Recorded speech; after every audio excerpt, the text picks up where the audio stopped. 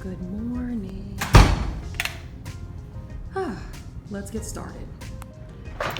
What is going on, YouTube? Welcome back. Thanks so much for tuning in. It is exactly awful outside, but luckily we're inside and it's always a great day for teaching.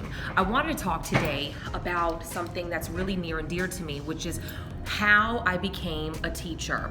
I spent plenty of time, like all of my 20s or the first 10 years of my adult life in the private sector, where I really wasn't happy and I felt like something was missing. But I didn't know myself well enough to realize that teaching was always what I should have been doing. And sometimes, and maybe you can agree with this, it really takes you defining what you don't want in order to know what it is that you do want. So in today's video, I will be talking to you about how I became a teacher. And if you have any questions, certainly leave them below and be sure to like and subscribe. Here we go.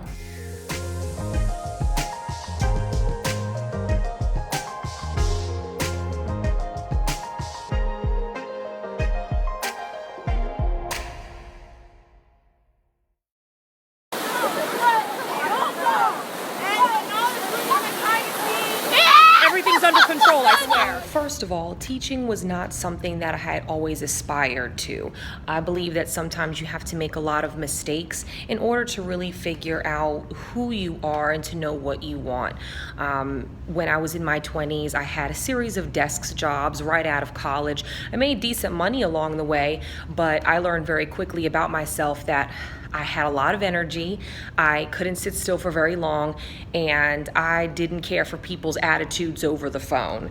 Oftentimes I find that what people say to you, either online or on a phone line or even through an email, is not the same way that they would be when they're with you face to face. And I wanted more face-to-face interaction in my day. Not necessarily to be confrontational, but so that I could build relationships. Relationships would later become the thing that I valued most about people and that I started to get really, really good at. So fast forward to 2013, I was in a really difficult place. 2013 was by far the hardest year of my life. The bottom had completely fallen out of everything that I had worked on and everything that I had loved. People that I believed would be around forever, that I would love forever, that would love me forever, completely changed. So I was in a really dark and difficult place at that time, and I had to reinvent myself. And by the way, it's not fake or inauthentic to take the time that you need in order to grow and in order to reinvent yourself. We are not here and we're not put here to be the same from the time that we're born to the time that we go to our grave. So I'm really, really close to my mom. She's a person that's in my life who's been very influential for me, and she has a way of being able to speak to me and get through to me in a way that others can't, especially when I'm in a tough situation. And just in a really meaningless conversation one day, she said, you know, maybe you were meant to be a teacher. Have you ever given that any thought? And I thought to myself, well, no. I know that I'm good with kids. When I was in my 20s and finishing up college, I had worked for the YMCA. Sorry, that's the bell. School's about to start. But I worked for the YMCA. Of course, being a foster parent, I had exposure to kids in my own home. So I knew that I was able to influence kids, but I didn't really know what that meant or even what age group that I would be the strongest with. And so just by that alone, just a simple conversation with my mother, I looked into a graduate program at my alma mater, Hollins University, where I'd already graduated a few years back. And within days, I called my mom and just told her that I went for it. If you've got nothing else to lose and you've basically hit rock bottom, you can go nowhere else but up. And generally speaking, there's no better time to start a new project in your life than right now. Don't ever wait for the best circumstances. Everything had to crumble in order for me to be willing to try this, take a risk and try this new thing, which was going to graduate school, getting a master's degree, and being a teacher and making the best of it. And out of that decision, I started the classes I asked the question and had the conversation with my mother in August, like in mid-August, and I was enrolled in classes by the first part of September. Your dreams can't wait. You want to move quickly when you have an idea or when you're inspired by something. Don't wait. Don't spend a lot of time pondering it. Go right for it. That's what I did, and it took me to the next chapter of my life.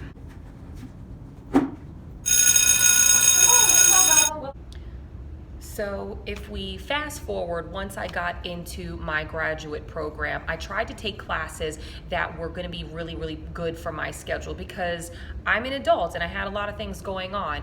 I have a son that I am responsible for, a home, and a lot of other things outside of just working. So some of the classes that I took were evening courses, and other things were what they call hybrid courses, where it was a combination of evening as well as online. So those were really, really helpful for me, and I highly recommend them if you are the type who just can't sit in a classroom during regular business hours.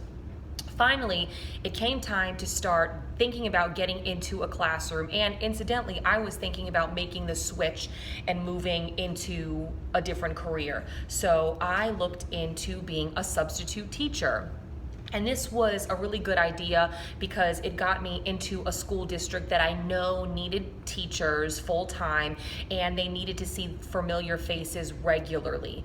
And when you develop a relationship with students, which I will be discussing in a later video, it really, really helps them to not only trust you, but to take you seriously.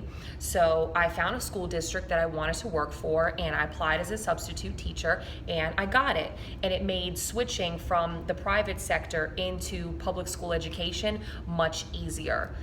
When it came time for me to talk with my advisor, she basically told me that I had come to a crossroads. And what she was saying was, you have to take an internship the entire month of January, and you still have to do 3 months of student teaching. You don't get paid for any of that time, and yes, you will work all day, but your pay is the experience. Yeah, that wasn't going to work for me.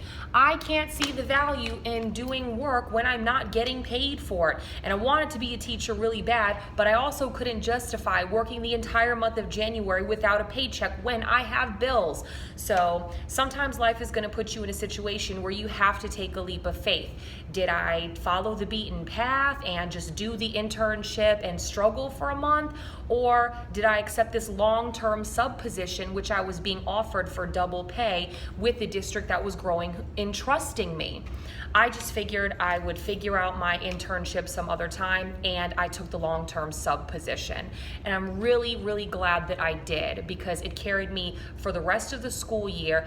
And when February rolled around, they had a round of hiring. And without a teaching license or finishing my program or anything, just a willingness to work really hard, a rapport that I had built with the district, and my resume, I went and I applied to be a teacher. And following a really decent interview, I got it. Now, I didn't know how I was gonna put all the pieces together at that time, and honestly, that's just where you gotta trust God and follow blindly sometimes and have clear faith. Do the things that you can handle, which for me were my graduate courses, my full-time substitute teaching, and what the district was telling me to do in order to get my provisional teaching license. I did those things while finishing my program of study, and by the time the summer rolled around, I was hired as a full-time teacher with that district that I had been working so hard with to make a name for myself. So finally, I had to nail whether or not I was going to do the student teaching, and I went back and talked to my advisor, and this time she had better news for me. Well, then you can just do one more graduate level course since you've already done technically student teaching. Congratulations. Score! That was way better news, and I could definitely do one more graduate level course, which I took in the summer, and I just did it online and got it all done. So not only did I finally realize my dream of finishing graduate school after 3 years of hard work, but I'm also kind of an expert in feminist heroism movies, so yeah, whatever. The bottom line is, folks, don't give up on the things that are important to you. You can only control what you can control. Do the things that make sense and just trust that everything else will fall into place. Don't give up, and know that God is always with you when you have a dream to fulfill. I hope this helped you, and if you have any questions regarding your teaching journey, or if you're interested in future videos about what it's like to be a teacher in the classroom, then shoot me a comment. And once again, please be sure to like and subscribe, and I look forward to seeing you again soon. Thanks so much, and I'm gonna get on with my day. Have a good one. Bye, guys.